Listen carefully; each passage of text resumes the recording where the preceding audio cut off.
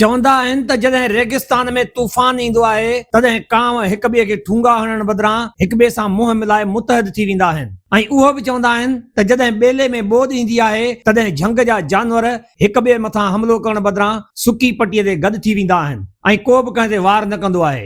इमरान खान पाकिस्तान जे इक़्तिदारी ऐवान लाइ तूफ़ान बि आहे ऐं सियासत जे ॿेले में सैलाब बि आहे। पाण में सख़्त तरीन इख़्तिलाफ़ हुअण बावजूद बि जहिड़ी तरह पीपुल्स पार्टी ऐं मुस्लिम लीग नून हिक ॿिए जा हथ पकड़े वेठा आहिनि उन जो सबबु इमरान खान जो ख़ौफ़ आहे। इमरान खान जंहिंखे जेल में गुज़िरियल ॾींहं 3 साल पूरा थी विया आहिनि। इमरान खान 3 साल जेल काटियो न आहे पर जेल कमायो आहे। हू जंहिं तरीक़े सां जेल में इज़त ऐं वक़ार सां रहियो आहे उन सबबु संदसि जिस्मानी वज़न भली घटियो हुजे पर संदसि सियासी वज़न एतिरो वधी वियो आहे जो मुल्क जा कुल्हा हाणे थकिजी पिया आहिनि। मुस्लिम लीग नून ऐं पीपुल्स पार्टी पाण में पहाजंद वांगुरु विढ़ंदियूं रहियूं आहिनि पर हिन भेरे उन्हनि जो पाण में पर्चा सिर्फ़ इमरान खान सबबु आहे जंहिंजो डपु ॾेई हू हिक ॿिए खे गॾिजी रहण ते राज़ी कनि थियूं। हिन हुकूमत खे जॾहिं बि इमरान खान यादि अचे थो तॾहिं खेसि ख़ौफ़ विकोड़े वञे थो। हर क़ैद जो हिकु मख़सूस वक़्तु हूंदो आहे। जॾहिं इमरान खान जेल मां निकिरंदो तॾहिं मुस्लिम लीग नून ऐं पीपुल्स पार्टी जो कहिड़ो हशर थींदो इन ते सोचे उहो अवाम मुसरत महसूस करे थो जंहिंजी ज़िंदगीअ खे ॿिन्ही पार्टियुनि जे इताद ज़हर जहिड़नि मसइलनि सां भरे छॾियो आहे।